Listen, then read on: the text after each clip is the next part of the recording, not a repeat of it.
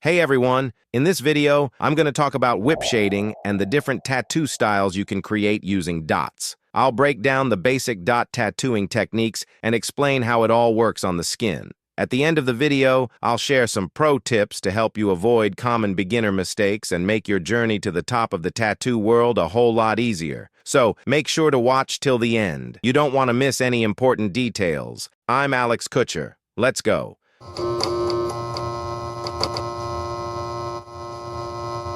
So, let's keep it simple. Whip shading is basically just dots placed at a certain distance from each other. The key thing here is that they should be clean, solid dots, not random blotches or dashed lines. To start, I want to show you 3 tattoo pieces from different artists, all done using dots. The first tattoo is done using whip shading. This one has super soft shadows and leans toward realism. You can really see how smooth and delicate the gradients are. The second work is done in the style of black graphics. Here, the dots serve a completely different purpose. They create a dark, moody vibe, adding texture and even a bit of intentional grit to the piece. And lastly, the third tattoo. In this style, each dot is placed individually, one by one. This isn't whip shading anymore, it's dot work. Now let's break down the key differences between these 3 styles. All right, let's start with the fundamental motions. To make dots, you don't need any special skills or magic tricks. You just do this. Some people might think it's crazy, but this is exactly how dot work is done. You place each dot one by one, and in darker areas, you simply pack the dots more densely. Whip shading, on the other hand, is a more advanced technique. It's similar to academic hatching in drawing. If you're not confident in your hatching skills, start by training your hand with a regular pencil. Over time, you'll notice your hand naturally creating small, evenly spaced strokes in the same direction, and that's one of the key aspects of whip shading.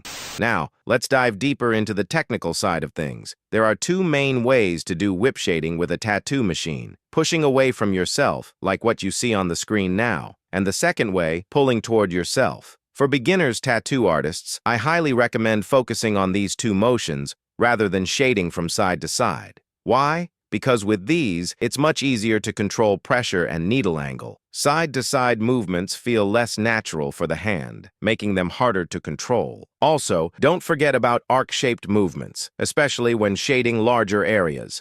The key here is layering, building up the tones gradually, layer by layer. For a more natural, random dot distribution, make sure to change your needle angle after each pass. You can also rotate yourself or adjust the client's position to keep things balanced. And finally, there's the good old circular motion, similar to how you pack solid color using a round magnum needle. No matter what technique you're using, it's crucial to maintain the right voltage and hand speed. If either is off, you won't get the result you're aiming for. Let's take a closer look at how this actually looks on the skin. In this video, I'm using a Cheyenne Sol Nova tattoo machine and Quadron 3RL tattoo cartridges with a 0.25mm diameter. This isn't an ad. I'm not sponsored by any tattoo equipment or supply brands. I just like to share what I'm working with in each video so you can see how different machines and cartridges perform on the skin. That way, you can compare the results to your own tattoo machine. Now, I want to point out that choosing the right tattoo machine and needles is crucial for good whip shading and dot work. In my opinion, coil machines don't handle these techniques as well as rotary machines. The main reason for this is the stroke length. For those who don't know, that's the needle's movement amplitude. From my personal experience, a 3.5mm stroke is more than enough to maintain full control over the process. By the way, if you're interested, I have a video on my channel that explains how to choose a tattoo machine, where I go into more detail about stroke length and other technical differences between coils and rotaries tattoo machines. Now, let's see how this process looks in real time under normal working conditions. As you can see, the same whip shading motion is applied to the skin, leaving behind clean dots. In this video, the voltage is set to around 10 volts, and the artist is focusing on making sharp but precise strokes to create the dot effect. I know, by now you've probably heard the word dots 100 times in this video, and you might be sick of it by the end. But hey, I just want to explain everything as clearly as possible without throwing a bunch of technical jargon at you. Now, back to needles. For these techniques, I recommend using 3RL needles, or, at the very least, 5RL. From experience, larger groupings don't penetrate the skin deep enough to create a clean dot at the right depth. This makes the process more difficult and can lead to a less precise final result. For whip shading, it's best to use smaller diameter needles. I personally prefer 0.25 millimeters, and if you have the option, go for long taper needles. This will make your job easier and increase your chances of getting a smooth, even result.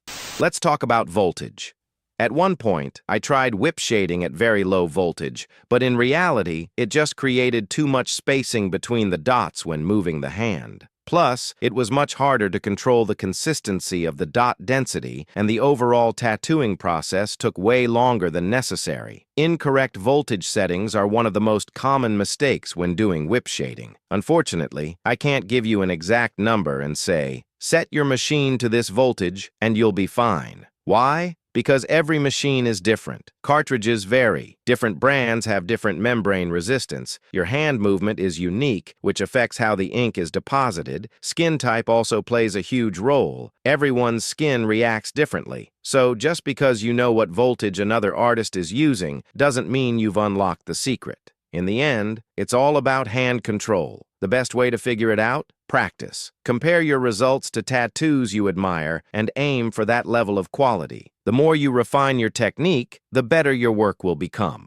One of the most common mistakes beginners make, whether they're new tattoo artists or traditional artists transitioning to this style, is moving their hand too fast and too abruptly. That's why it's so important to have the right voltage settings and maintain a smooth, controlled motion. The goal is to create a line made of dots, not just scattered marks. Here's an example of a first attempt from one of our students. Let's break down some mistakes. Incorrect gray wash selection and not enough dot density, which suggests she was simply rushing the process. If you see yourself in this example, don't worry. It's totally normal, and there's no reason to get discouraged. You will get there with practice. Now take a look at her work after just a few sessions with our mentors. The difference is obvious, right? That's why you should never give up, even if it doesn't work out on the first or even the fifth try. Everyone progresses at their own pace. The one thing I know for sure, anyone can become a great tattoo artist. Success isn't about talent, it's about dedication. Here's another student's work. The issue here is a lack of contrast. Just like before, the gray wash wasn't chosen correctly. There should be both darker and lighter areas to create depth. Without that, everything blends together instead of having a strong visual impact. Another key point, clean execution matters. Keep practicing, refine your technique, and you'll see progress.